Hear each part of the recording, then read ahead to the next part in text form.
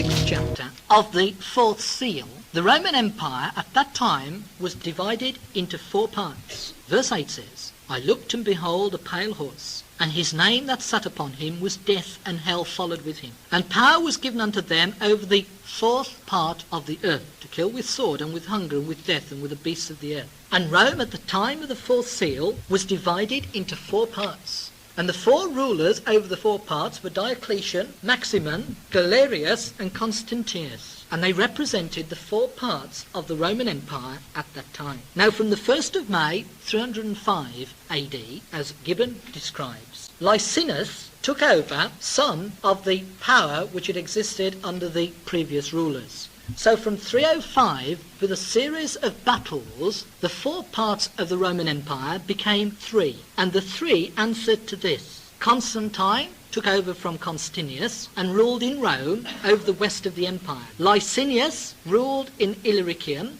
and Maximin ruled in the east. All these are in Gibbon if you want to read them. So we've got these 3 parts which came out of the 4 of the 4th seal. Now that's why in verse 4 of chapter 12 we've only got a 3rd part mentioned, not a 4th part. Because after 305 there was only 3 parts to the Roman Empire: Constantine, Licinius, and Maximin. Now, one of the incredible facts was that 2 of these rulers, Constantine and Licinius, were linked together by one common bond. Not because they liked each other, not because they were related to each other, because they both tolerated the Christians. Maximin, who ruled in the east of the empire, hated the Christians and supported the pagans. And therefore his desire was to obviously overturn the other 2 co-rulers in order to re-establish paganism throughout the empire. And we've got Maximin, a 3rd part in the east, who did. Now he caused all sorts of problems within the empire until eventually there was a great battle between Maximin and Licinius. And those 2 clashed, not just in one battle, but a series. But there were some almighty battles which went on between these 2. Now it was generally assumed, according to Gibbon, that Maximin would defeat Licinius, but it didn't happen. Licinius was victorious.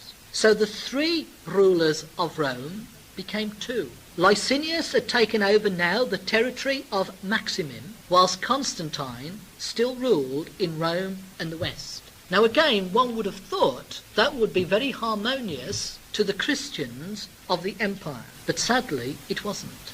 Because soon as he took over the territory of Maximin, Licinius changed his stance. And from being a supporter of the Christian cause, he now became a hater of it, and became a worse tyrant to the Christians than Maximin had ever done before. And so we've got these 2 rulers of the Roman Empire, one being supported by the pagans, the other being supported by the Christians, and these 2 were now ready to do battle. And so verse 4 says, his tail drew the 3rd part of the stars of heaven. This was the power of the great red dragon, and it answers to Maximin, who of course was supported by the dragon power, the pagan power, and he caused 1/3 of the part of the stars of heaven, the rulers of the empire, to be cast to the earth. But he was then overtaken by Licinius. And Licinius now was represented by the dragon, which stood before the woman, which represents that which was about to bring forth Constantine, who was ready to be delivered, for to devour her child as soon as it was born. So what we have got in verse 4 is the situation where the Christians were supporting the power which was Constantine, whereas the pagans, the dragon, was supporting the power which was Licinius. And these 2 were now going to be locked into battle for the ultimate sovereignty of the Roman Empire. And that's why we've got this way in verse 4, where the dragon was ready to devour the child as soon as it was born. Gibbon, if you like reading him, gives a graphic account of the way, by these series of battles, the 4 parts of the empire became 3, and the 3 became 2, until you got these 2 great champions, Constantine on the one hand and Licinius on the other. And it really is quite incredible how, with obviously no recourse to the scriptures, Gibbon gives us the description of these 2, which fits so perfectly with this 12th chapter.